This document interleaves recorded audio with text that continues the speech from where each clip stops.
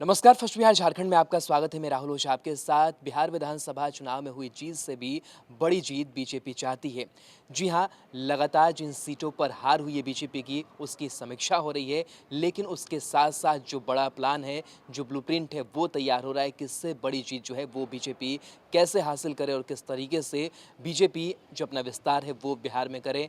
ज़ाहिर-सी बात है कि जो परफॉर्मेंस रहा बीजेपी का वो काफ़ी अच्छा रहा इस बार बिहार विधानसभा चुनाव में, क्योंकि सबसे जो ज़्यादा सीटें जीत कर आई वो आरजेडी सीट जीत कर आई 75 सीटें, और सिर्फ उससे एक कम सीट ही जो है वो बीजेपी जीती, यानी कि 74 सीटें जो है वो बीजेपी के खाते में गई। और ऐसे में लगातार जो पार्टी नेतृत्व है, जो पार्टी के आलाकमान नेता है, उनकी नज़रें अब इस बात पर टिकी हुई है कि इससे भी बेहतर परिणाम कैसे बिहार में बीजेपी दे। साल 2015 के विधानसभा चुनाव से बेहतर प्रदर्शन करते हुए भारतीय जनता पार्टी ने बिहार में भले ही सत्ता वापसी कर ली हो, लेकिन यह जीत बीजेपी के थिंक टैंक माने जाने वाले संगठन के लोगों को रास नहीं आ रही। पार्टी बिहार में सत्ता वापसी से खुश तो है, लेकिन वह और बेहतर परिणाम की उम्मीद कर रही है। बिहार में चुनाव के दौरान बीजेपी जिन सीटों पर कड़े मुकाबले में हार गई, उन सीटों पर हार का कारण तलाशने की कवायद शुरू हो गई है। इतना ही नहीं, पार्टी और संगठन को पहले से और ज्यादा धारदार बनाने के लिए अब नए सिरे से ब्लूप्रिंट तैयार किया जाएगा।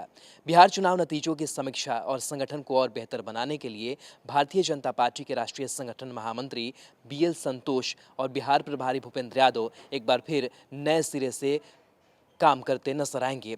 2 दिसंबर को ये दोनों बड़े नेता पटना पहुंचने वाले हैं, और इनके पटना पहुंचते ही पार्टी के प्रदेश स्तर के तमाम जनप्रतिनिधियों की कई बैठकों का सिलसिला शुरू हो जाएगा।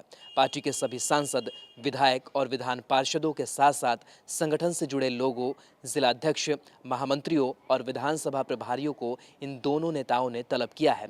अलग अलग बैठकों के जरिए यह दोनों नेता इस बात की समीक्षा करेंगे कि पार्टी और बेहतर प्रदर्शन कर सकती है। किन परिस्थितियों में कई सीटों पर बीजेपी को हार का सामना करना पड़ा, इसकी समीक्षा की जाएगी।